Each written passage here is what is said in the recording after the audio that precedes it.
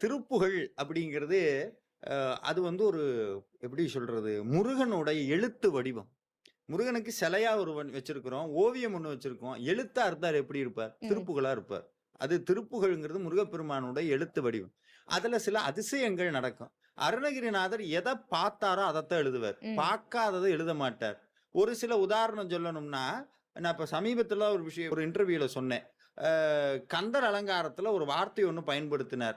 "யும் தூதரும் கண்டு திண்டாடல் ஒலித்து எனக்கு காலையும் மாலையும் முன்னிற்குமே கந்தவேல் மருங்கில் கட்டிய சேலையும் சீராவும்." அதாவது குருவாள் முருகன் வச்சிருப்பாராம்.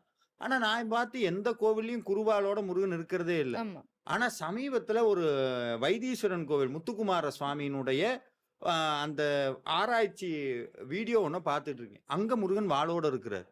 வைத்தீஸ்வரன் கோவில். வைத்தீஸ்வரன் கோயில்ல. அந்த வாள் யார் குடுத்ததுன்னா, அம்பாள் குடுத்தது. ம். இந்த விஷயத்த பார்த்தோன்னா, ஆஹா! இது எங்கேயோ நம்ம இருக்குன்னு பார்த்தா